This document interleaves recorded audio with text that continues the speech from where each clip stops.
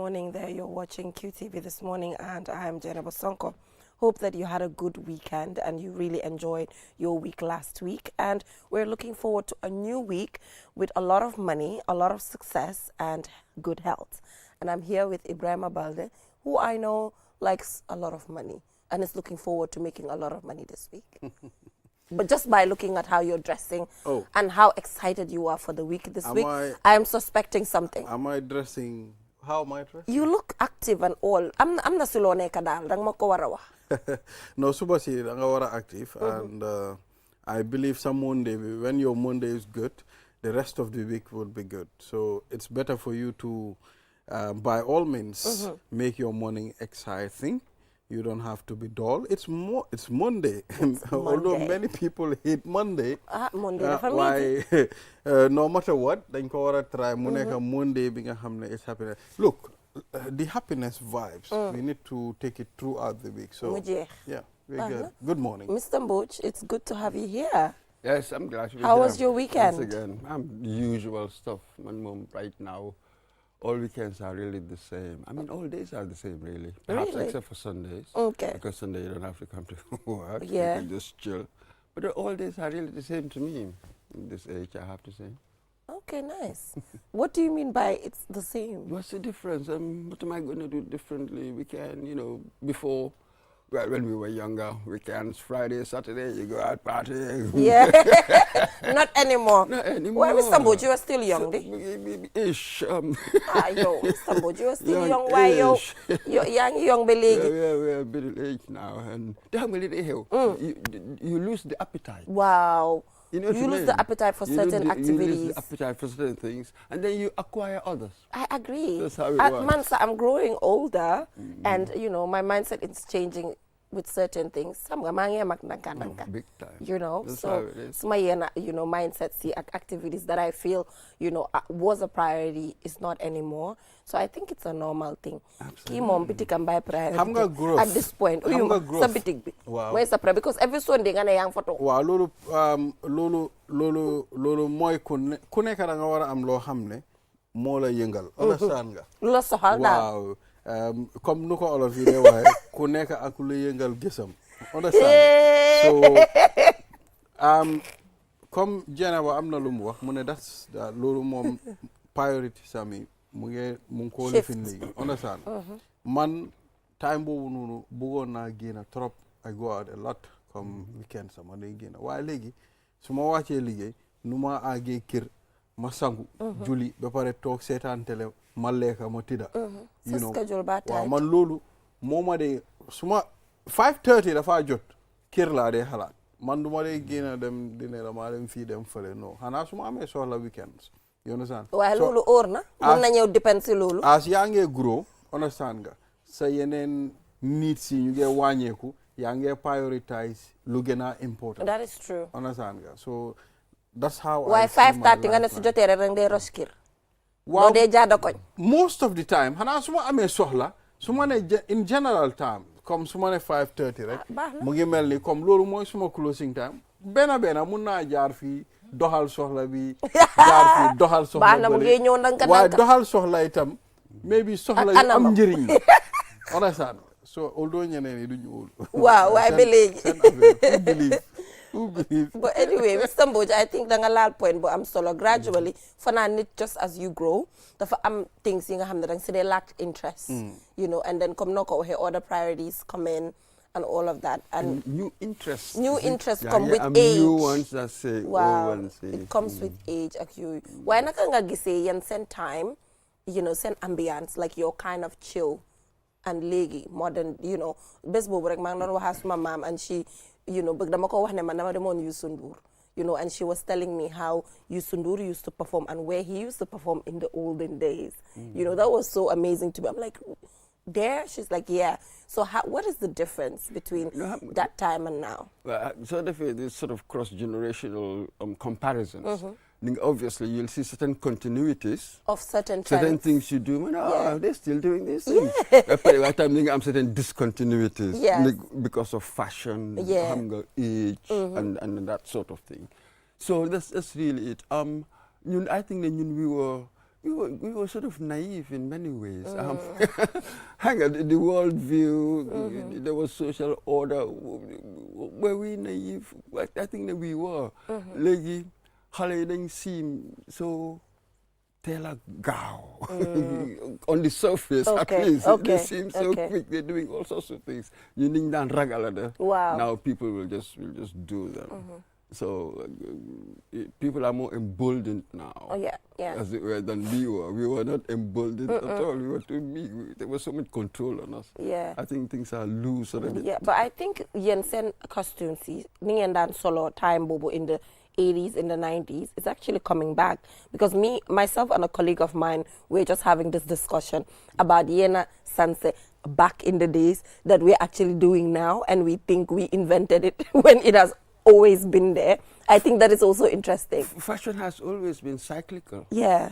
You know what I mean? Yeah. In terms of you have perhaps, guy different go back in the 50s or in the 40s. So that's it. It just goes round and round. But this is it. So compared to periods, like Ninga gis lu continue, discontinue. The two, they are two parallel lanes. Well, lolo la generational change def. I mean, each generation ak vibe bu mo dohe. I can remember I'm on a generation bo xamne afro la won. You remember those ak pachanga. You remember those tube yu tankay de yaatu yu ñu ko daan oye tibangi am di tibangi am waaw tipi góor amul tipi góor moom amul waaw mo góor yaa de sol tip understand nga waaw mu dembe fii rëy by afro understand nga so da nga gis ne at some point afro dafa demoon bem xaw a riir waaye léegi ñëwaat na da nga gis ku bàyyi kawaram yooyu yëpp really African Americans then they used to call them Negroes styles yooyu yëpp fa la daan jógee waaw so the certain movies, then get them the imitate styles. Really, I Afro tip so they made certain American movies, African American movies back in the 60s, 70s. You young guys, I feel like a guy. So don't let them hang because by then I'm under some access. Young was going on. So yeah, that's how they influenced actually fashion around the world. So that they influence in music and fashion.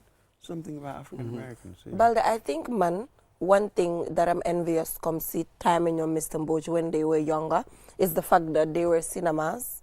I know we have our television at home, but the fact that you can go to the cinema on a date and everything, it's an amazing thing, which is still happening in the West. Cinemas, theaters are still a business, and it's working. When a movie comes out first, it's in cinemas and theaters, and then everybody rushes there, but Gambia fi gis na ne cinema amatut xam nga su passé Q City cinema bi there's not much that we can count on. Amona dad bu mo don waxtana long time waaw mu ne ma ne benn bés ñu ngi doon seetaan cinéma base mu ne sami cinéma ñu ngi toog benn place cinéma la ni mu ne dad bi mu ne benn bés dinañ cinéma yi si suñ néeg yi lañ koo seetaan ndeysaan ñëpp ñu ne ko ne sa waa ji moom waxi dof rek fekk moom gis na télévision waxi dof rek understand waaw ñu wax ko loolu noonu so léegi amoon na time yu tam maa ngeen na léegi mu ne ma ne léegi waxuma leen ko woon ndeysaan waaye da ngaa gis ne kooku noonu time boobu noonu that is impossible understand nga the only time you have access to a screen mooy soo demee si cinéma bi nga mun a seetaan waaye comme cinéma lu mu doon def mooy daf doon gën a jokkale nit ñi comme football nu moo going on a date and everything cinéma noonu la de def time boobu noonu I can remember base soo demee da ngaa gis different old cinéma dañ naa ne fii cinéma dunia la fii Sami cinéma la Aïssa Mari cinéma exactly yu mel noonu how was that experience Mr. Mboj Banjul there was Odeon Rix how ma naka 4-5 bari woon na cinéma it was popular Indian films Indian films are gënoon a popular really Bollywood and Chinese films though I understand with my parents' time American Western movies. Okay. They used to watch a lot of Western movies. They used to talk about John Wayne all the time. Wow. So yeah, this James Bond. Lana popular. Yes. The attractions, different generations. Yeah. So yeah, this film neka cinema neko Indian film da for them cinema more them ci bopa. Wow. That was quite interesting. Perhaps in this country, television killed it off. Wow, film on television of maybe kill off. television killed it off. Then you start the TV mid 70s, late 70s. Wow, black and white. Black and white. Yeah. I remember watching 1978 World Cup final. Through TV. That was when we had TV. So perhaps a little more kill cinema. It will be quite interesting to know why nobody really talks about cinema, particularly now with this modern technology. Actually, the family cinema now. TV. But it's in Africa. Certain types, them. Wow, outside. Maybe certain types will go. Wow, but the general local community ones, never could work anymore. Could them to you, men, football. Wow. Now it's the premiership thing there them to video club. That's it. So make a little more gonna help to go to the video club because of the rise of football now. So everybody around football and them not cinema again and old forms. Yeah. I think why died down. I guess come generational change. More than things are evolving, people are moving. Every day new technology, every day new invention. So mu ngi melni da nga gis ne comme nit ñi dañoo génn fuñ nekkoon ñu dal di move. I mean video call ku ñu ko waxoon time boobu noonu. amuñ woon sa téléphone. Understand man bu ma starté di gis first mobile phone bi nga xam ne like nga dugal sim nga call first mobile phone I think was around 2002 last start gis first mobile dama day gis walkie talkie dama day gis house telephone yu mag yi waaye mobile yu dee jël sim boori 2002 laa ko start di gis amoon na ku ko tubaabam yónnee woon waaye time boobu sax mu ngi mel ni time boobu sax GSM operator yi amuñ understand nga so mu ngi ko téye rek as a mobile. Wow. That's interesting. Around 2006-7 yooyu foog naa time boobu la GSM operator yi start di operate mooy di Gamcell gaa ñëw di suma daat am benn Sony Ericsson understand nga ba pare mu graduate dem to Nokia xam nga so 3310 those are the no Nokia la njëkka am 3310 so mu graduate to Sony Ericsson mu meema Nokia bi ma dem grade 11 kenn si suma boy saaca ko suñ class saaca rek. But anyway, it's good that we're remembering all of these things. And I hope those who are watching as well are taking their time to reflect on, things that have happened in the past and how just generally technology has evolved and times have changed. So Ibrahima, currently, flights are going. Flights are.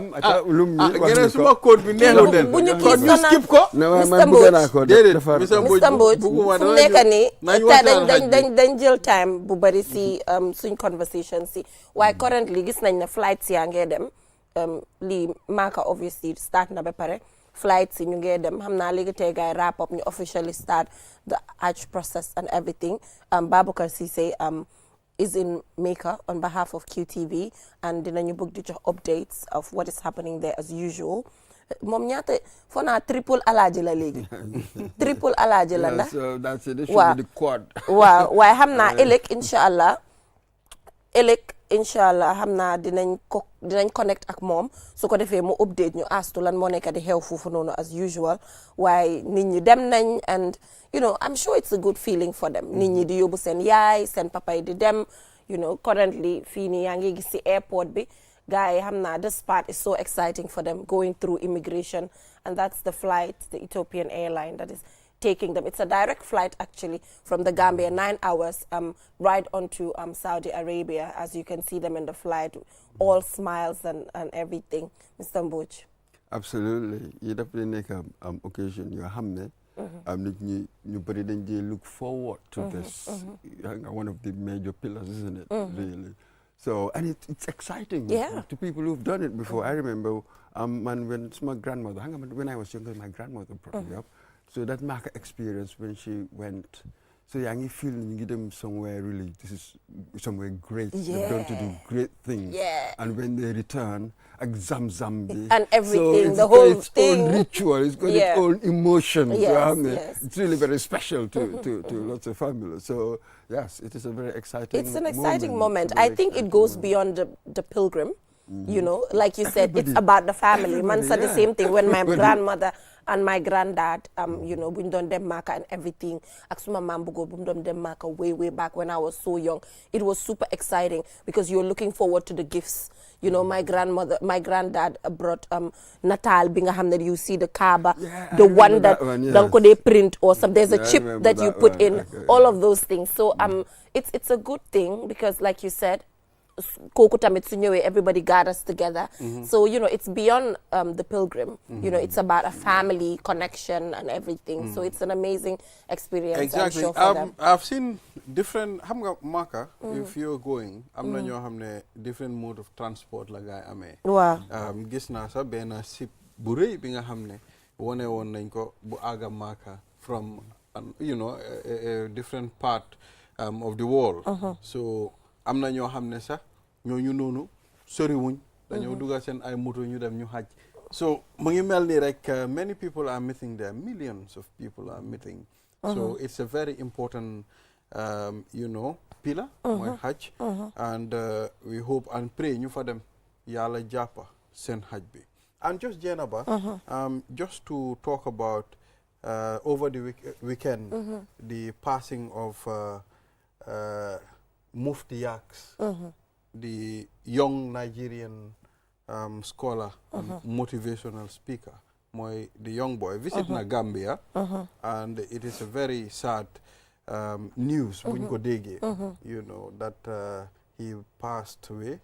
You know, gis nañ ñu bëri they took up to social media di send family condolence message, ba pare di share some of his videos. So ñu ngi ko ñaanal yàlla xaare ko àjjana. Amiin. Waaw. Well, gis naa loolu online because he visited the Gambia last year with some of religious people yu ko isi fii nii. So I saw a lot of tributes were pouring, you know, from the Gambian community and all of that. So yeah, ñu ngi ko ñaanal rek yàlla xaare ko àjjana.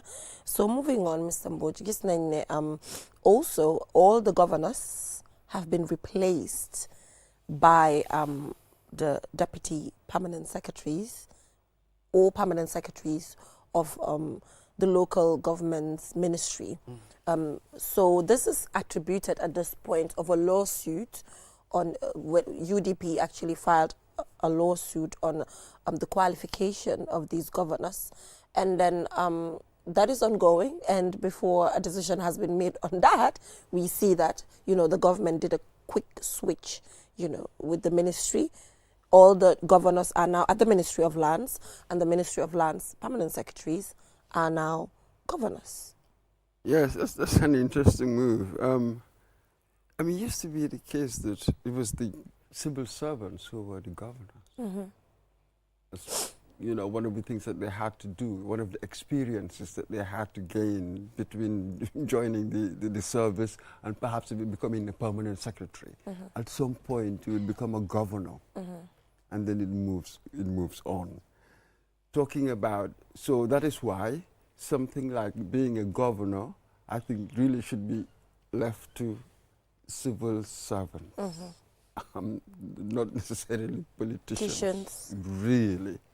Because these are the crucial advisors. They need to have all kinds of experiences, as it were, by the time they get to being PS.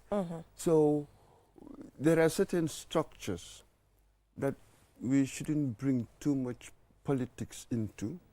There is good practice that really we must follow for that sort of, for the whole institution, for the structure to work properly.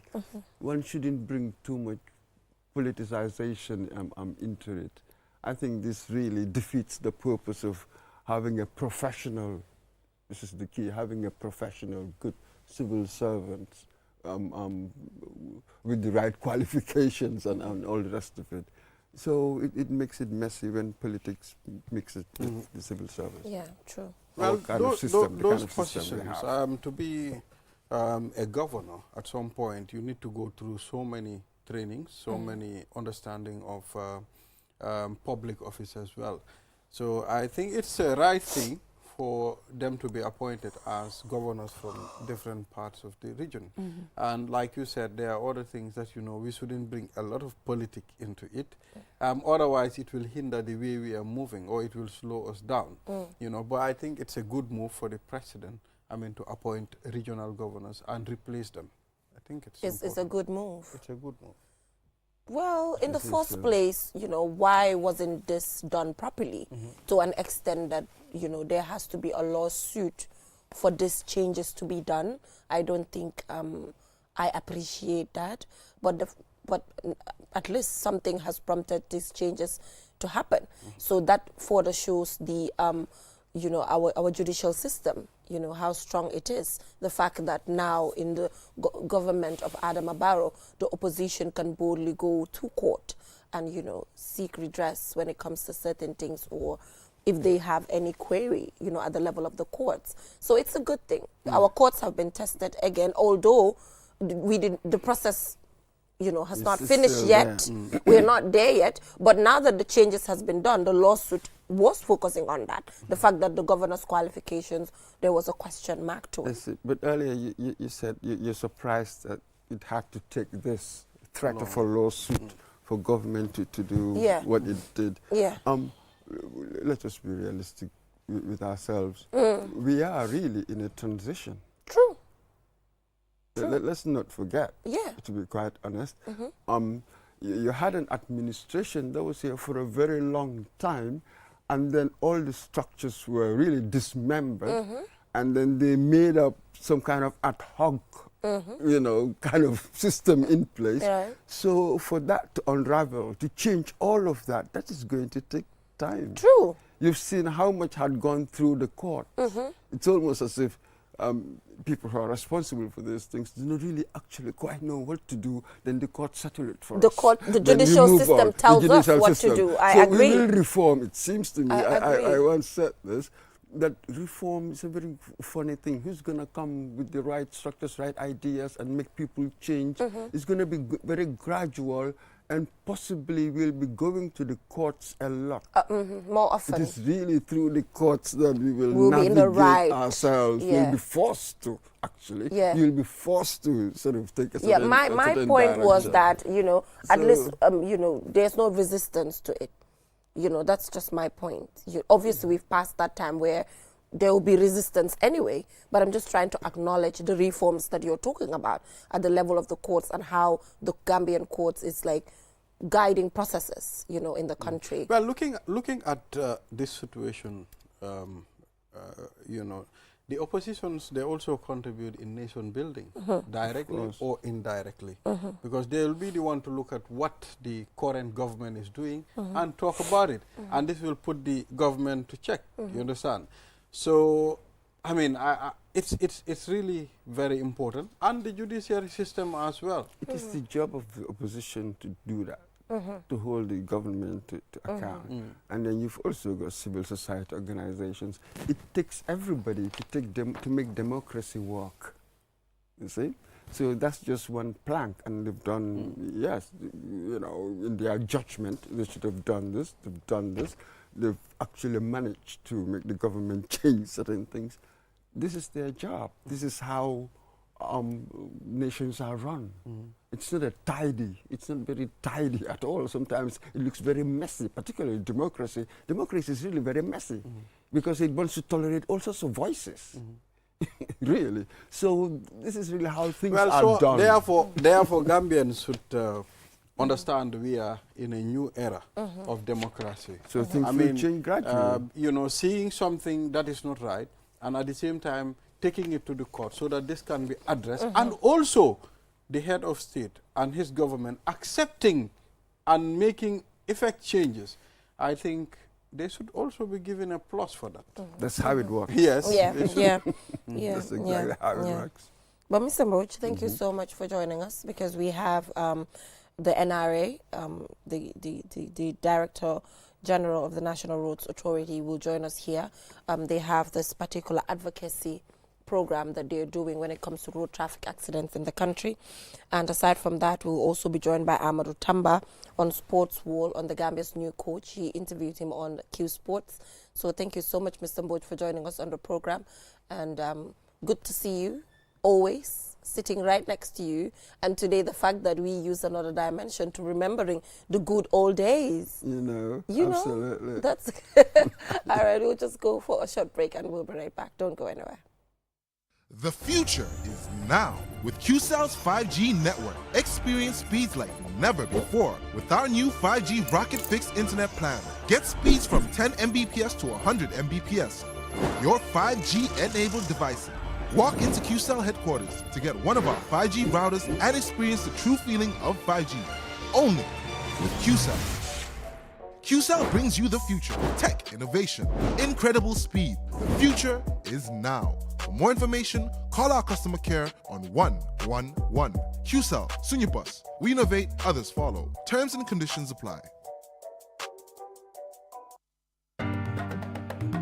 QCell moy suñu boss. QCell moy suñu boss. QCell moy suñu boss. Soro.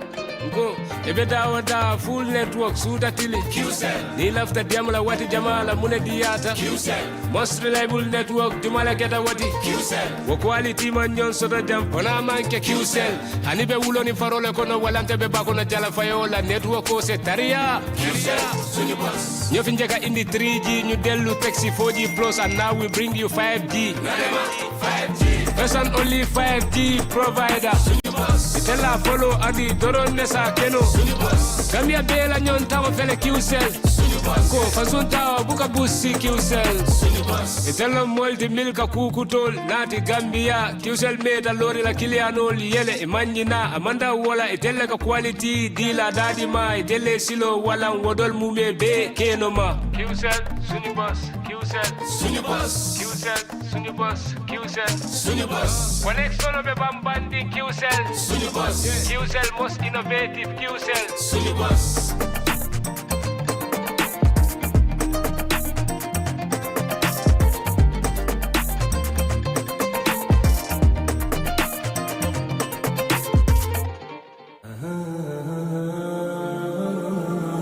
Do your banking the smart way with the new Aji Bank mobile app.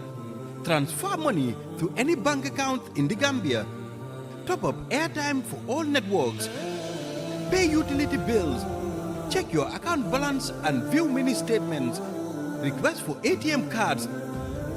Request for checkbooks and more in a single touch. So, do your banking in a smart way. Do your banking now with Aji Bank mobile app. Every time is banking time. Aji Bank, your investment partner. Technology has always been at the forefront of our lives, and the way we use it has evolved drastically over the years. With the advent of 5G internet, we are entering a new era of technological innovation that promises to transform the way we live, work, and play. 5G internet is capable of providing data speeds up to 100 times faster than 4G, making it the ideal solution for streaming high-quality videos, playing online games, and downloading large files on the go. 5G internet is already transforming cities across the globe, powering smart cities, self-driving cars, and virtual reality experiences that were once thought impossible. 5G internet is also paving the way for Internet of Things, allowing for seamless connectivity between devices and the creation of a truly connected world.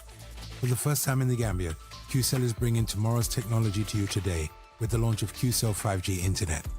Get ready to experience the out-of-this-world wonders of QCell's 5G internet. For more information, call 111. QCell. We innovate, others follow.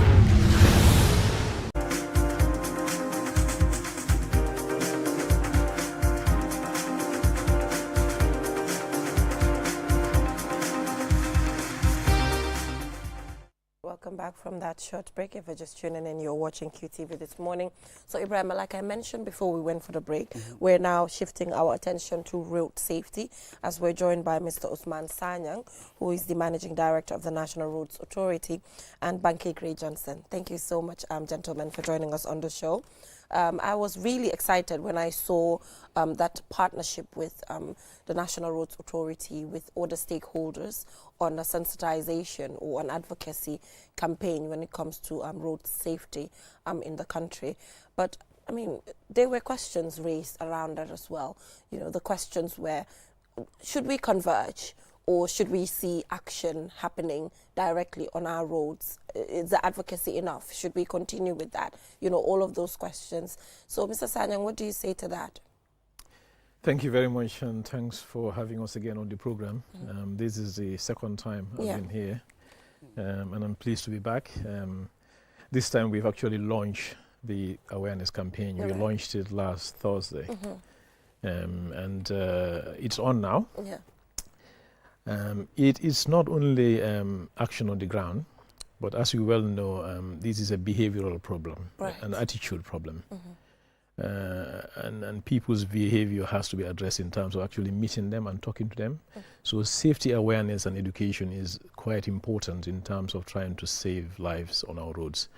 In fact, is one of the single most important elements, I think, in terms of educating and making people aware of safety issues on roads than anything else. Enforcement is, of course, another thing, important thing. Infrastructure is also important in terms of providing the right infrastructure. But I think awareness, raising, and education is the key thing.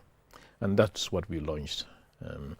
And if I may also, I think it's important now that we are actually within the launch, we try and speak in the local languages as well, because this is one of the key things that we need to drive home.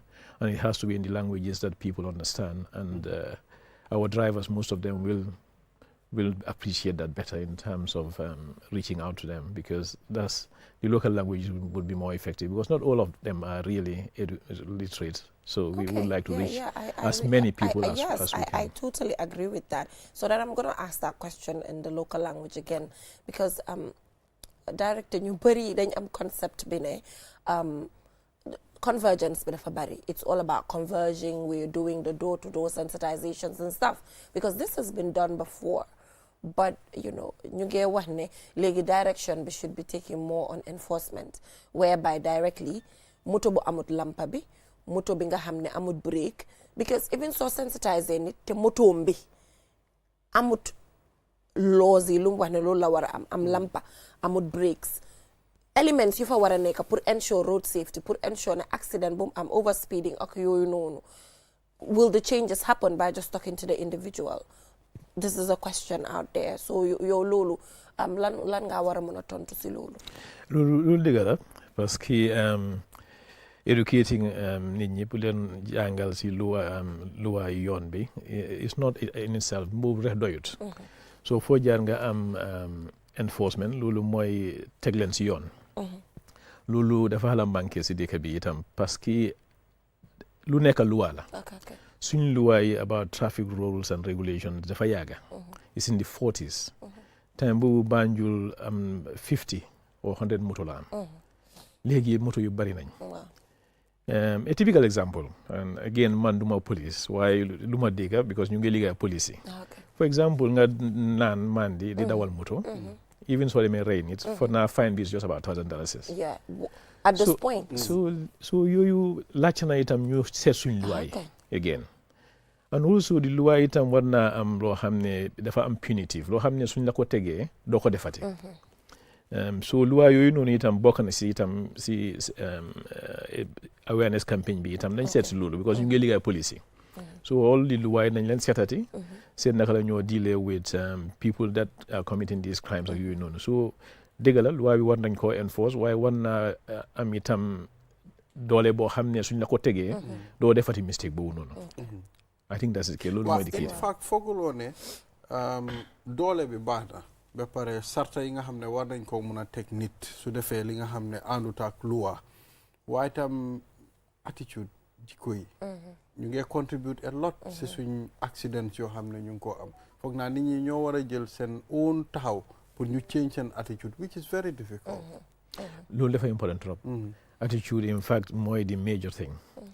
And about, I think, 2 months ago, demoon nañ ci National Assembly Select Committee. Dañ am benn Select Committee on Security and Defense. And these health and these car accidents and safety, ñëwoon na ci topic bi. And what I did say in this is that lii itam ci kër yi la dooree, how you bring up our children, how we bring them up. It's important that you indi leen to be responsible citizens. I think that's the key thing. In a lot of countries, yoo xam ne amuñ façon yu problème yii nii, they are very disciplined countries. And dañ fonk loi di defal seen affaire according to law.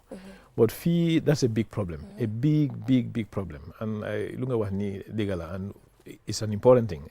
Discipline dafa baax trop, because no matter what you do, su dëkk bi amul discipline, dara du dox. You know, police amul luñ mën a def su discipline amul moom kay seen liggéey bi dafa gën a métti sax si ñoom. I'm glad that you touched on the area of discipline, because a lot of times drivers si dëkk bi sax dañ dee complain ne fii moto yaa dee daw nit ñi but nit ñi duñ dee daw moto yi. But Mr. Johnson, just to engage you on the advocacy modality being in the use. Yan ways, it is going to be community based, it is going to be door to door, is it going to be television or radio sensitizations? What approach are you going to use to achieve this sensitization campaign? It's a holistic approach. First of all, you have to realize that this is the first time most of us, majority of Gambians, experience a 3-lane double carriage highway. Yeah. So first of all, you have to make it clear, one, what it is that we are getting. What's a double carriage highway? What are these lanes? What is it used for? The more people have an understanding of the road and how it'll end and a proper imagination of it, then they'll get to adapt to it better. Okay. One. Number two, you have to raise awareness on what these new rules are. Like I said, because it's new and most people have never driven on anything like this, or pedestrians have ever experienced anything like this, or communities themselves, you have to go down to the ground and actually speak to them directly. So we'll be doing community engagements, which targets the most vulnerable communities where these highways pass through. Don't forget that it's just not about driving. It's also impacting lives and communities. So you have to get the communities to understand that, one, this is something that is a positive that's added to the infrastructure, and also not only that, two, adds to your movement, makes it easier, but also we have to show them that it's safe. And by doing that, we have to show them how to actually engage these new roads, where the crosswalks are, what to look out for, what signages are, what do they mean. All these things have to start from you have to do it like you're speaking to a 5-year-old. So you have to simplify the message. Okay. Localize it so that you can target these actual communities. So talking about 5-year-olds, are you considering school outreaches? Of course. You know, because you're talking about discipline, you know, Mr. Sanyang. The discipline aspect, I think, should be inculcated while you're going to school. You jangal lane, ni nga jale tali, ni nga wara behave, so you know. Exactly. So, me as somebody that's a media consultant. Right. My job is to create the material to educate people for that. So one of the things that we'll be creating is specifically for schools. Nice. And we are hoping that this is something that will be adopted and used down the line. I mean, of course, no sensitization will work just within 3 months. So it's something that has to be stretched out long-term throughout the years. And the best way to start to change attitudes is from the young. True. So you have to focus on educating school kids, teachers alike, so that way they can move and take it back to their parents. Education just doesn't work one way. You know, most of the time you think that the parents are the ones that educate the children, but if you have kids, you do realize that children themselves can educate you. So that's an angle that we'll be looking at too. At the end of the day, we can talk about indiscipline, we can talk about not enforcing laws, but at the end of the day, if people don't understand what it is that they're dealing with, there'll always be ignorance towards those things. And that's what we are hoping to change with this awareness campaign. Well, I think it's a good move, I mean, for you to engage schools, because, I mean, most of the sensitization that starts with the schools, come out very fruitful all the time. I can remember during our school days, our teachers will tell us, before you cross the road, look left, look right. Yes. Before you cross, and still, I mean, this is what I live by. I mean, it's a good move, I mean, to start with the schools as well. Definitely. Because, for example, crosswalks and the use of them. I was just giving an example today, driving down MDI Road, and saw some students trying to cross, and I stopped, and the cars behind me honked, like, hurry up. I'm impatient. And then it was both sides too, because the students were confused, like, can I cross now? Wow. So they're not even sure if it's safe or not. In any other place where this advocacy was inculcated at a very early age, from school age, they know that as soon as they step their foot on that crosswalk, you are supposed to stop. And they have the confidence to use the road and not feel scared, number one. Number two, safely too, because they're doing it the right way. So we have to bring these back and make it part of the school curriculum. Yeah. That way it can stick and actually serve us much longer. Why enforcement betam dafa am solo. For example, in Dubai, yow so neke nit nga dëkk Dubai, the way mun nga solo nexe nga check si kaw tali bi. The moment there's the zebra crossing. Yeah. In fact, moto bi dafa stop from far, gis na la yaa ngi ñëw. The moment xam na ne yow sa eye contact bi si zebra crossing bi la nekk di xool, and there's a tendency that nga jaala tali, all cars are going to stop. And there are no police officers on the highway. Amuñ police, amuñ dara. Yi nga xam ne you can see them visibly. Why? Because dafa am comme nu ko Mr. Sanyang waxe sarta yuñ tëddal yi nga xam ne dafa métti bi nga xam ne the moment you stick law to the law, consequences yi jaralu la ko. At the end of the day. So I saw King Koli talking about law buñ wara revisit. So I just hope that there will be another convergence bi nga xam ne dinañ mën a meet ñu come up with strategies, that can be validated, and then the laws be changed, so that these things become, in history, because Gambia dafa tuuti pour ñu am that ranking, in the WHO ranking when it comes to road traffic accidents. I feel like it's just too much. Example bo joxe ni Dubai is that's a cultural shift. Wow. So ñoom dañ ko embed seen biir culture. So loolu lañ war a def fii tamit. Driving safely, understanding the roads, understanding road signs, and driving responsibilities should be a cultural acceptance to a point where it just becomes part of us. We don't even need a police officer to tell you right from wrong. You should know yourself.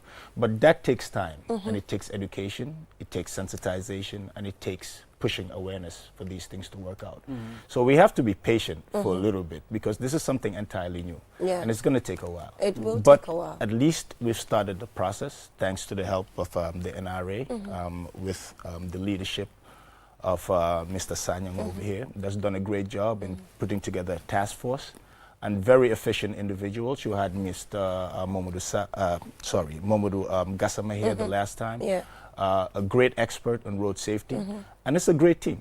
So this is a great start. Man buma demesi launch bi, I was very moved knowing that people are very passionate about this, and it being the first time we're doing something this massive. I'm excited and I'm hopeful.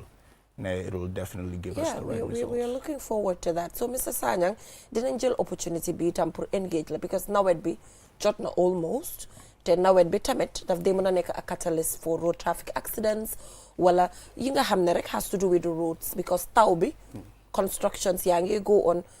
Ba pare mun naa wax ne lii mooy first time buñ ubbee roads yi pour mu am taw te xam nga daf lay slippery ak yooyu noonu. So xawma ndax di ngeen boole advocacy bi tam taw beeg everything, because it can be really stressful. Yeah, safety is across all fronts. When we talk about road safety advocacy, do near this campaign there in terms of concentrating on battle hardening. Sure. Because as you said, Sutawe it can be slippery, and also not only that, but Sutawe and you have a little bit of mud also on the road, then that's a catalyst for being even more slippery.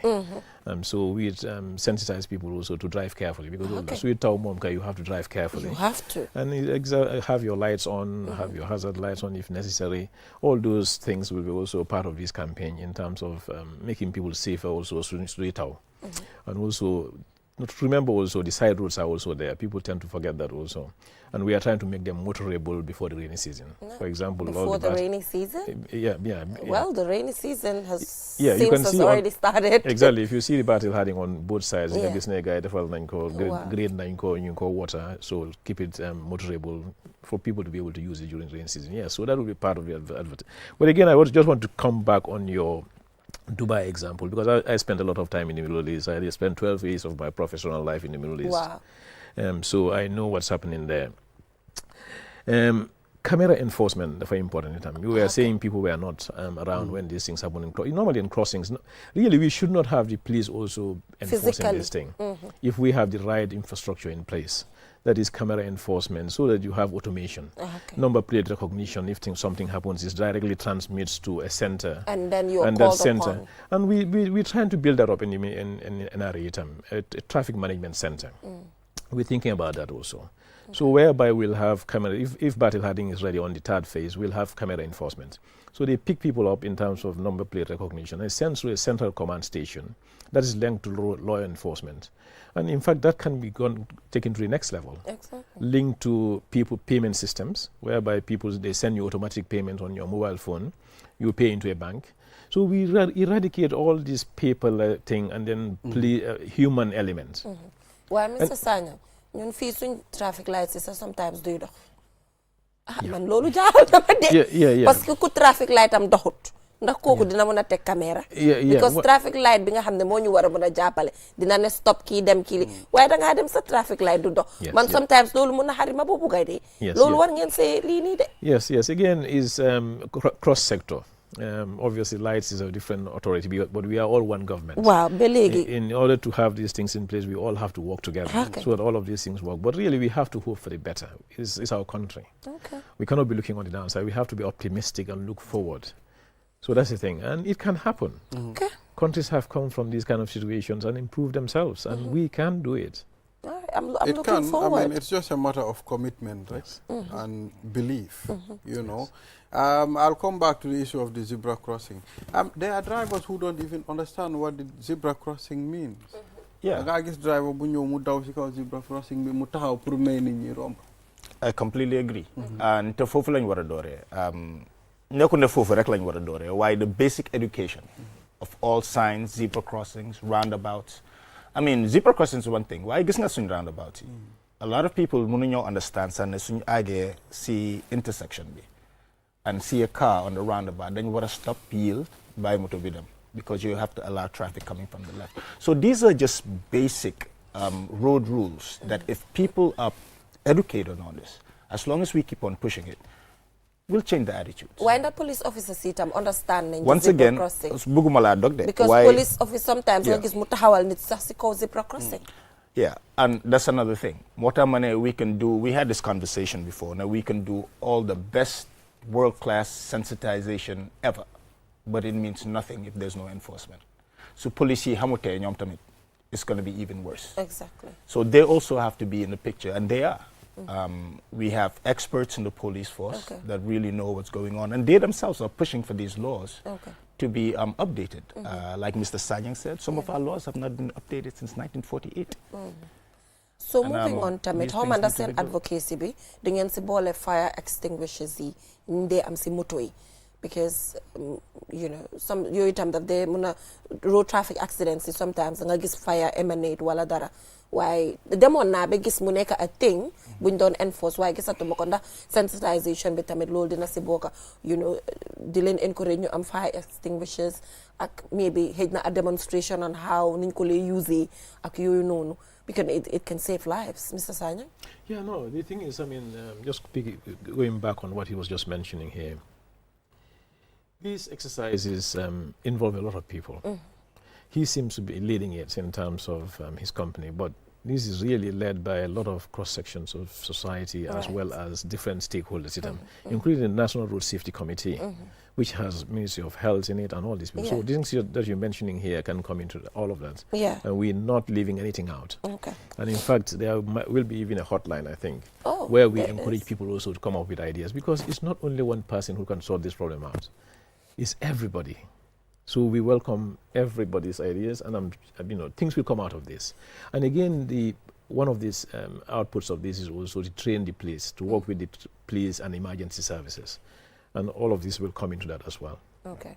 So the hotline, is it going to be meant to give ideas, did you say? Well, it's not ideas.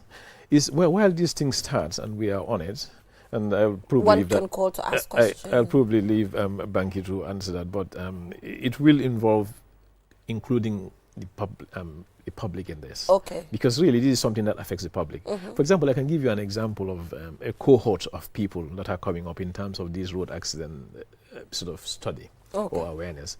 We are aware of groups of people who are road users of public transport, but they are also the people who actually encourage drivers to drive fast. For example, they say to you, if you want to go to Banjul from Brikama very fast, you have to go to, for example, Jawal, where these vehicles park. But they will drive fast and you'll get there fast. But if you want to go slow, go to the garage. So these are the sort of people also we have to target. It's not only drivers and also victims, but so ourselves also contributing in this problem. Okay. So is everybody. So this thing will be something that includes everyone, and we're not leaving anyone out. Thank you so much. So Banky, any final words? We have a minute to go. Well, like I said, I'm glad that this is finally happening. I was concerned about this from the moment I saw the construction of the roads coming up. Yeah.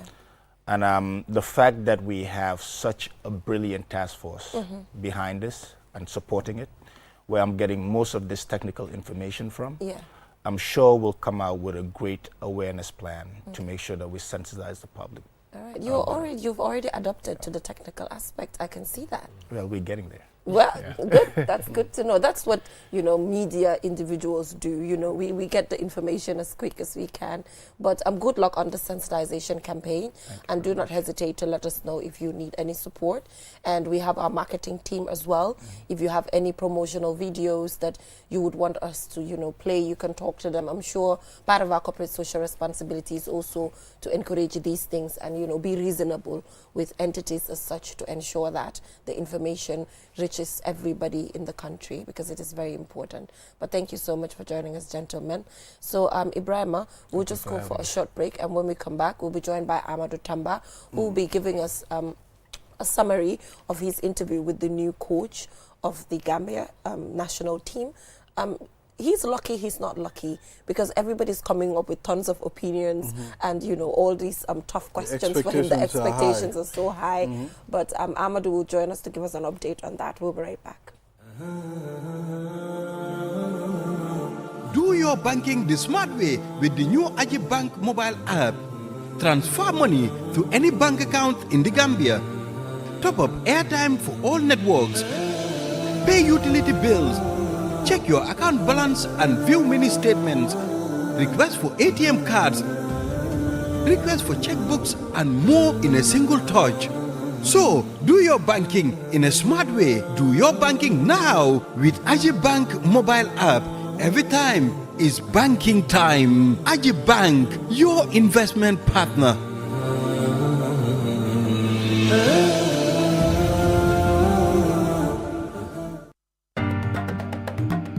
Qcell mooy suñu boss.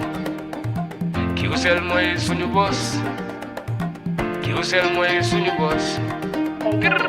Soro go ebe dawa full network suta tili Qcell ni lafta demla wati jamala mune diata Qcell most reliable network jumala keta wati Qcell wo quality man nyon soto jam ona manke Qcell hani be wuloni farole kono walante be bakono jala fayola network ko se taria Qcell suñu boss ñu fi njeka indi 3G ñu delu taxi 4G plus, and now we bring you 5G 5G first and only 5G provider suñu boss itela follow adi doron nesa keno Gambia bela nyon tawo fele Qcell ko fasunta buka busi Qcell itela molti milka kukutol nati Gambia Qcell meta lori la kilianol yele imanyina amanda wala itela ka quality dila dadi ma itele silo wala wodol mume be keno ma Qcell suñu boss Qcell suñu boss Qcell suñu boss Qcell suñu boss connection be bambandi Qcell suñu boss Qcell most innovative Qcell suñu boss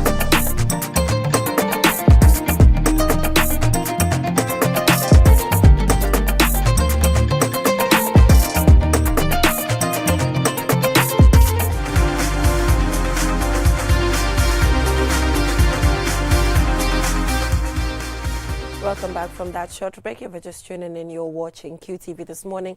And now we're heading right onto Sports World, and we're joined by Amadou Tamba, who had an interesting conversation with the new national head coach. He's just about to give us a rundown of, what that conversation centered on and all of that. But I'm aware that Fode Mane is on the line as we're about to shift our attention to sad news. Amadou will get right back on with you. Amadou is on the line.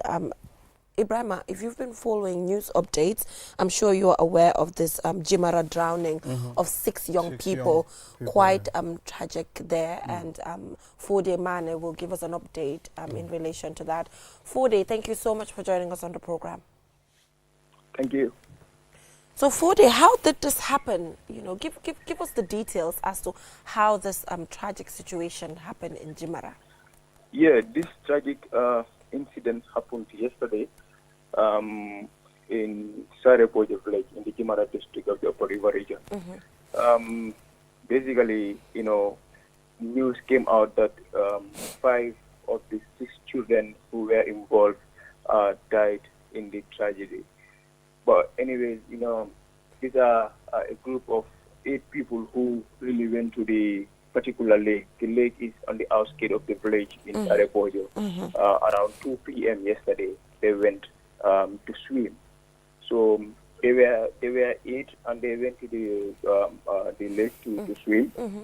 So what really happened is that 5 of them entered in the lake to swim, and the 2 others, 6 of them entered in the lake to swim. The 2 others were sitting and did not get in the water. Okay. So one among the 6 started to drown. So the rest were trying to support him to see how they could rescue him. So they could not also make it. Their efforts were not enough to rescue him. So they all drowned in. That is the 5 that died. So it was 8 of them who went to the lake. 6 entered the water to swim, and the 2 were sitting and did not enter. They were enjoying the friends that were swimming. So basically that was what happened. It was 8 of them that went, and 5 drowned in the water, and they died in this boat. Yesterday at night they were buried. 10 at night they were all buried in Sarepojo village. So Fode, I want to know, is this the first time that such an incident is happening in this particular lake? You mean? Is this the first time that such an incident, a drowning incident, has happened in this particular lake? Yeah, for this magnitude, this is the first time it's been happening in Sarepojo. For other surrounding villages, we used to hear stories like this because, villages around that area, always you have the streams where water runs, most especially during the rainy season. And if you are aware, 2 days ago, in Pasay it rains, it rains heavily. So this lake gets water, they occupy water. So that is where, these small children or the children go, to swim. So that's where exactly this incident happened. So, but in Sarepojo, this is the first of its kind, or in a magnitude like this happening in Sarepojo. But there has been drowning before in that particular lake. Yeah. Okay. Ibrahim. Fode Ibrahim Balde here. Please make us understand, when you mention Sarepojo, I mean, which Sarepojo are you talking about? Yeah, we are talking about Sarepojo in the Jimara district. The famous Sarepojo in Jimara, it is the first village, I can say, when you enter in the Upper River region from Bansang, or the communities in CRR. So this is where exactly this incident happened yesterday, Sunday, June 2nd, 2024.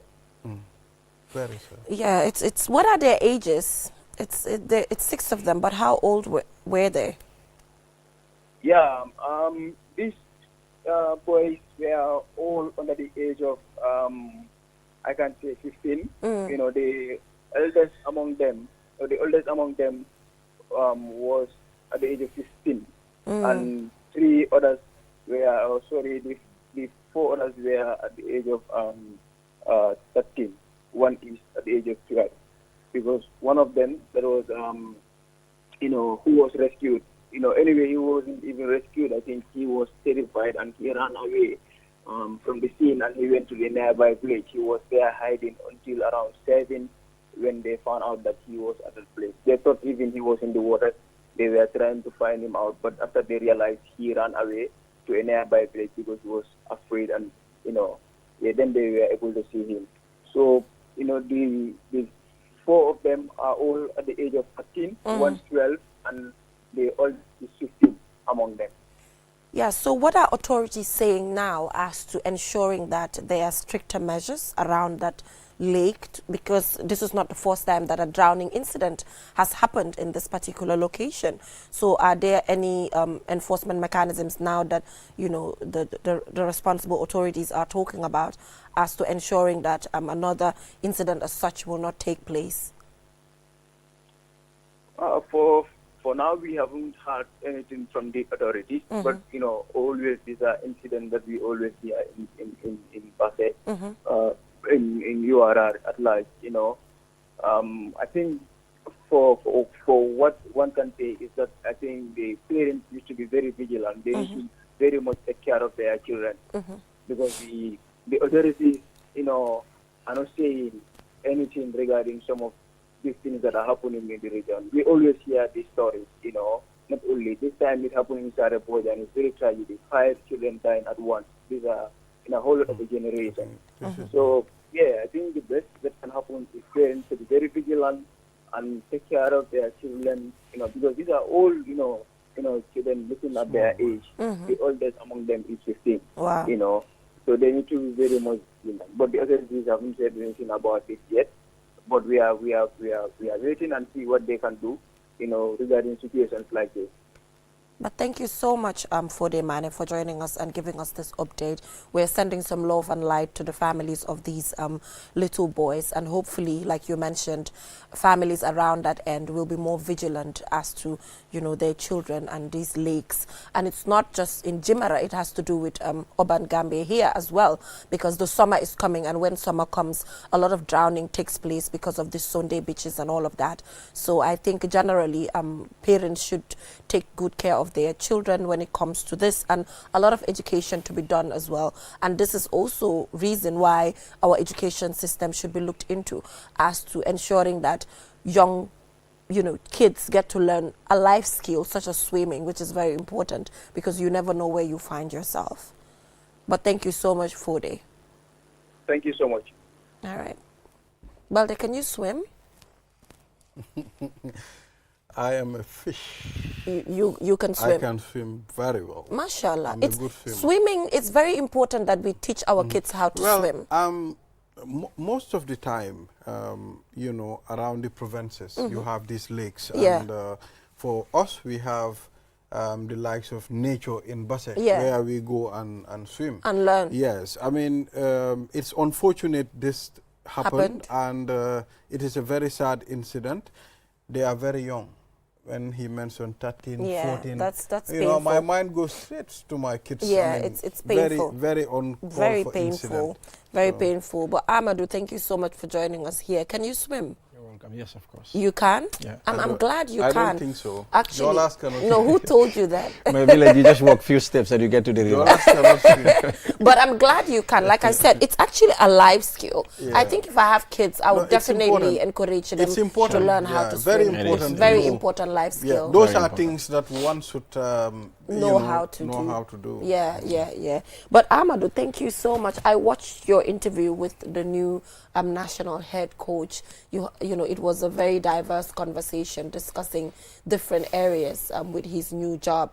What were your key take-homes from your conversation with him?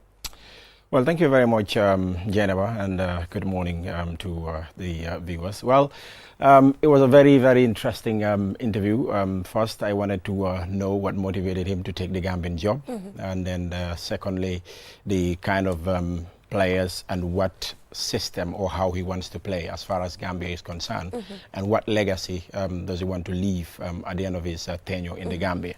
So, but at the first part of the interview, I wanted Gambians to know the type of coach who is leading their national team.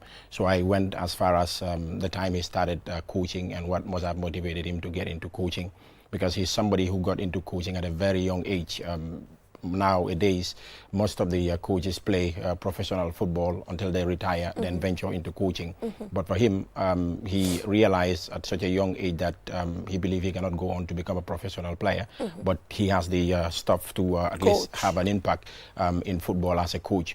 So he started picking up his badges at such a young age. And then he went to Sierra Leone. When he was the head coach of Sierra Leone, he was 27 years of age. And I was like, how was the environment when he took over Sierra Leone? Because you might have been the coach of a national team where you have some of the players who are older than you. So getting everything together to make them realize what you want, it's so much challenging. But for him, it went well with Sierra Leone. And then he took them to their highest FIFA ranking, 50 in the world and 7th in Africa. That is a good achievement for him. He was with Uganda, he was with Rwanda as well. And he went to Gor Mahia. That was another challenging job, because it would be difficult for most of the coaches to take that job. You go into a team where they were under FIFA ban. They could not sign players. They have a minimal budget. At a time, he even find it difficult to get the number of players to organize training sessions. Wow. So he took the bold step of taking the job. He said even some of his colleagues and some of his family members and friends were like, no, Jonathan, that should be a no-go area for you. But he went in, and fortunately for him, in the first season, he won the league with Gor Mahia, and he also won the FKF Charity Seal. So it's a challenge that he took up, and absolutely it went well for him. Then we get into the Gambian job, why he decided to even apply for the job as far as Gambia is concerned. But he talked about the pool of players that we have, the young prospects that we have in our game. Motivated him to apply for the job, and immediately he picked up the job. He's ready to, of course, do well with the Gambia. But in my interactions with him, I've seen a coach who is very honest. He knows what he wants. He knows the kind of players that he wants to take to the national team to help him get there, because even if you are good, you need to get the players to play for you. And then looking at this 24-man squad, it's a mix of young, I was going to old come to and that, experienced. Yes, then because I was so, you know, at first I was a bit scared. I'm not a football person, but obviously I felt like it takes a lot of experience to actually, because this is a World Cup qualifier, okay? So I felt like it takes a lot of experience to be able to be qualified with the players who understand what happens in such environments. And I saw that he gave chance to a lot of young players, the Adama Bojangs. Obviously, his first time, Yankuba Minte, we've seen, and he did really well during the, you know, AFCON. But a lot of other young players, you know, what do you think about that? But at least there's a mixture. And there are new goalkeepers as well. Yes. Yeah, of course. You know, Babukar Gay is nowhere to be seen. I was like, where's Babukar Gay? is injured. He's injured, you know. Well, when I saw the list on Friday, when he unveiled the list at the football house, I was impressed. Impressed with the sense that, yes, just as you said, in football you need experience, but also sometimes you need youth, and also you need to get players who have minutes in their legs to be able to do the job for you on the pitch. And for him, he said he balanced youth with possession, and then with the kind of football that he wants to play to get to this team list. You made mention of Adama Bojang. He's a youngster, but absolutely you see, you look at him, he's a very hungry and determined player. Mahmoud Bajo, he's young, but he started almost all the games for Zelezian in Slovakia. You look at the other player that he brought in, Seri Sanyang, he's an absolute brilliant left back. And then you also look into the likes of Dembo Sedikan. Yeah. Dembo is coming into the senior team for the first time. He has been playing so well at the Under-20 African Cup of Nations. I was privileged that I've been with this team or with these players for the entire African Cup of Nations Under-20 in Egypt. And then Yankuba Minte is a youngster, and Yankuba's story, yeah, Yankuba's story is absolutely a very wonderful story for youths out there to look up to and say, look, I think I can be like Yankuba Minte. When the team was qualifying to the African Cup of Nations in Cameroon 2021, Yankuba Minte was a fan. He could be seen on the team bus window celebrating. And the following AFCON, he was there. And Yankuba had a very great impact on the Gambia qualifying to the AFCON in Ivory Coast, because he scored our first equalizer in the final game that we needed to get a point to qualify. He's also another very young, hungry and determined player. He wants to get success as far as the national team is concerned.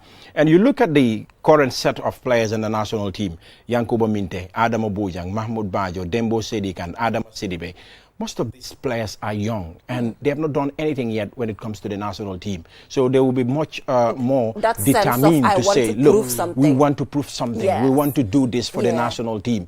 We have this opportunity. He's a young coach. He has trust in us. There are so many players out there as well who are doing very well. They did not get the opportunity to break into this team. Now we've broken into this team. We have to make sure we keep our places in this team. How are you going to keep your place in the team? You have to perform to the expectation of the coach. So I think, to me, having a balance of the team, I think it's a very good team. Now it's up to the players to prove their point that the coach has made the right selection.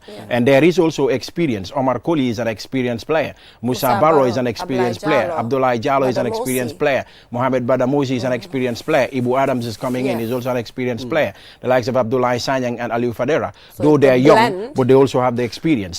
So Balde talks about the goalkeepers. Ibrahim Judge. Have you engaged the coach? Did you tell him that Gambians are hungry for success? Have you tell him how maybe for him he is in his hotel and he doesn't understand the atmosphere outside? Did you put to him that we are hungry for success? Absolutely. Actually, I did. I don't think he's in his hotel because he was watching local league games. Yes, immediately he signed his contract and he was unveiled. He went to the Bakau Mini Stadium to watch Real de Banjul play Marimo, and he also watched the BST Galaxy game. He has been going out. He was at the beach. He met a young group of players who were training at the beach. So he has been going out to see how football is in this country. And of course, he had some couple of interactions with people. I put it to him in the interview that, look, before you came into this job, I've been saying this, that the next Gambian coach has a huge responsibility because Gambians know the kind of players that we have right now, and Gambians have high hopes that these players can take us somewhere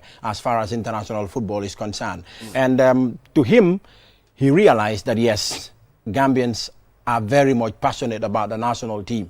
And I even went further to ask him what sort of system is he going to play, because you know there has been a lot of talk here that we defend a lot, we have the players to attack and hold teams. He said he's going to balance, because in football you cannot say I'm going to attack or I'm going to defend. He said whenever they're to lose the ball, the defending has to start with the players up top, because if you lose the ball deep in your opponent's half, you don't allow them just to come. The players who are attacking needs to start the pressing. He wants to attack as a team, and he also wants to defend as a team. So if he gets that right, I think we can see beautiful football as far as Gambia is concerned. New goalkeepers? Yeah, the new goalkeepers, I have no problem with that. Sheikh Sibi has been there for some time. He's a good goalkeeper. Lamin Sarr has been there during the days where we have the Babukar Gay and Toldo, though he did not get the opportunity to play. Ibrahima Jaju, Steak has been a wonderful goalkeeper for Real de Banjul. Has won the league for them, and when he went to Pi Day in Estonia, he has been doing very well. He has gathered a lot of support in the Gambia, and Gambians have seen his job, and like Ibrahima, it's high time he get the opportunity to be in the national team. Now that the new coach came in, he looked at them and believed, yes, it's right time for Ibrahima to come in. He has given him the opportunity to be part of the 3 goalkeepers call. Is he going to start against Seychelles on Saturday? It's a matter of wait and see. But I think if he gets the nod to start, he will know that, yes, this is an opportunity that I have to grab very tight. But I think this is also an opportunity for Sheikh Sibi. Yeah. Because he's always not been there, you know, and been part of the names of the goalkeepers who will be announced for the squad. So I think probably this is his time to shine. Yeah, the 3 goalkeepers, to me, they're good. Now it's down to the coach because he has the experience also under his studies. I think he did something about coaching. He experienced enough, and he also will be supported by the goalkeeper a coach that is Alaji Marong. And I think we're on the right track. All Gambians need to do right now is to support. It doesn't mean we should not criticize. Let us criticize constructively, and give him the necessary support to take this country to the next level. People have to understand, because we got a new coach doesn't mean we are just going to win. No. You know, it doesn't mean getting a new coach. It doesn't mean the coach will just take us to a win. While you start in a you lose. Okay. Well, at this unveiling, he made mention of something very important, that you look at Arsenal. The way Arsenal played on the Arteta's first game is different with the way Arsenal are playing right now. So it's a process. We will get to where we want to be in a matter of time. So Gambians should expect, but we should know that it's a new coach. Looking at the team, it's totally a new team, because out of the 23 players that went to the AFCON, it's only 13 who are with the team right now. And we have a lot of 11 new players coming in. And those players who went to the AFCON as well, there are so many players who are out injured. Wow. The likes of Amza Barry, the likes of Ali Sow, the likes of Hassan Cisse. So many players are out injured. James Gomez as well. Yes, and one thing, the authorities, I mean, some of the football authority, they should allow him to be independent. Let them allow him to do his thing. I'm not saying don't suggest to him, because it is alleged that they frustrated is it our Tom? Our Tom. They frustrated him. Tom. That's alleged. I mean, let them allow him to be independent. Well, I think the opposite when it comes to Tom. I think the quite opposite about Tom. I don't know if you think that. When McKinstry was unveiled, the president of the Football Federation said, "We have never interfered with the coach selection, and we will never interfere. You have the free liberty of calling any player that you want, because if they interfere, once there is failure, you cannot blame the coach. You'll be like, they're the ones who said I should do this and this." And the way I looked at him, I don't think he's somebody who will be tuned to say, okay, pick Geneva, leave We Balmer. can't judge because that, he has the job. He has the job. We can't judge that. In coaching, you don't allow your bosses to interfere with your job, because it is a contract that you signed. You're the one who has been brought forward to do the job. So if you allow your bosses to interfere, once there is failure, nobody's going to blame the federation. But you know how we behave. You take when interference. Feka things are tense, environment being tense. They can at some point interfere. But you have to stand. You have to stand your firm. ground. You have to stand your ground. You are the head coach. This is what I want. It's so either this. If you are weak, you cannot. It doesn't happen. If you are weak in Gambia, you cannot coach us. Well, unless something different happened. But in my interactions with him, I've seen a very honest guy, and he made mention of something very important. Even his assistant coaches, he said, if you bring up something to him, you have to be ready to defend it. Okay, now I am the assistant coach. Balda, you are the coach. I said, no, Geneva, Balda, we cannot play Korka. Let's play Geneva. Why should we play Geneva instead of Korka? You have to justify that to make him understand that, yes, what you are saying, you know it, and it is genuine. If it is done, it will help the team. So I don't think he will be, of course, put into a very tight space. And with Tom also, I don't think they interfered. I don't think so either. I don't know. Any coach at senior level who allow your bosses to interfere. In fact, on the other hand, I don't know. Anyway, man, I'm not a football person, but sometimes from a distance, you know, you can just look at things and feel like this is happening or whatnot. But just to wrap this up, I think they're already on their way. Yes, they're already in Casablanca. Okay, they're already in Casablanca. The coach, his assistants, Abdul Jame, Alaji Sar, the goalkeeper, trainer Marong, and some of the players, Adam Obujan, Musa Barrow, Mohamed Badamosi, have already arrived in Casablanca. Nice. And other players will arrive later today. I think 98% of the players will all be in Casablanca today, aside from Omar Koli, the captain, and Ibrahim Akoli, who have some other things to do. They will arrive in tomorrow or before the end of the week. And nice. It's good. Yeah, we're looking forward to a brilliant qualification. You know, this is going to mark our first qualification to the World Cup if we qualify. We've lost 2 games by the way. Already. We need to remind. There's a long way to go. Yes, I think people need to be reminded. With due respect to Seychelles, I am not punching above the weight, but well before he even came, I said, and I will be bold enough to say this anywhere, Gambia Seychelles should be maximum 6 points for the Gambia. I said this, even if it is Tom Sanfate, who is with the national team today, Gambia Seychelles should be maximum 6 points for Gambia. Wow. We can go to Gabon and negotiate, and we can still win in Gabon because it's a game of football, anything can happen. But Seychelles should be maximum 6 points for us. We shouldn't have even lost against Burundi. bu ñii nii dooree ñii nii Saudi Arabia buñ dooree Argentina Messi Lionel Messi yéen tamit na leen waxante dëgg nag man loolu Gambia dooroon na fi xanaa Gambia dooroon na fi Tunis. Yeah, we defeated Tunisia. Waaye man Messi laa wax Messi nii di Messi. Saudi Arabia nañ waxante dëgg yéen tamit. Gis nga sometimes foog naa big names. Nobody saw that coming. That Saudi will beat Argentina. No, but it's football. Waaye kan moo xamoon ndax Ivory Coast dafa come back si African Cup of Nations. No, be careful of best losers. Be guy jëlaat cup bi. When Morocco dragged Ivory Coast out of the mud, I knew that something is going to happen. Yeah. Because they might have learned from all their mistakes. dafa demoon ba mu ñàkk. Waaw deyoon lañ def. ñëwaat ba jël ba winaat cup bi.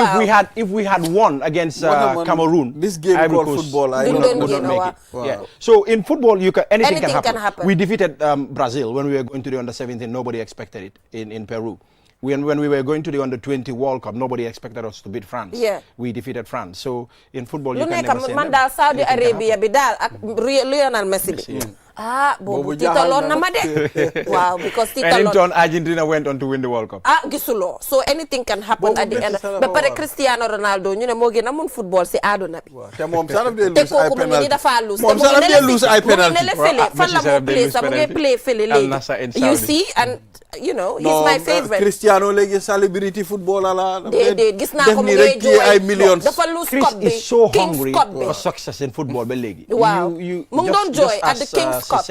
He was crying. He was crying. Billaay dama ko because he yërëm wanted sax. to win the trophy. Billaay dafa bëggoon a win King's Cup. That's the hunger. That's the hunger that we want from our All players. right, let our boys be hungry. Waaw. Yeah, they should. They ba should be pare hungry. nañ defante nag ñu bàyyi bullying bi. Sometimes sax ñu bully players yi emotionally.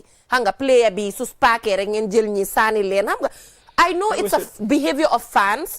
Waaye nañ defante nag nga yéene jaru What ko. happened is Doo mën a génne loolu si football. Yeah, it's xam part naa of loolu football, waaye but bullying bi sometimes daf di ëppa. that's true. Nañ defante nag.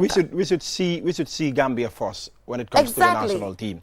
Yes, there might be players left behind, but it's down to the coach to justify why he called it. Tamba suñ fi continuer sport. Wow, yow suñ fi continuer. But congratulations on that interview. It was a brilliant one. Yeah, thank you so much. You know, you're doing an amazing job, you know, with the sports and everything. And I'm looking forward to more amazing things that you'll be doing in your sports journalism career. Waaye man dama ko dee tooñ xam nga amagul jabar. So dama ko dee dóor daal once in a while. Su ko defee comme kii nu mu ko dewee so amagul jabar. Moom amul jabar yow amuloo jëkkër. Nañ fi tëj programme bi till we come your way tomorrow with another interesting program. Thanks for watching.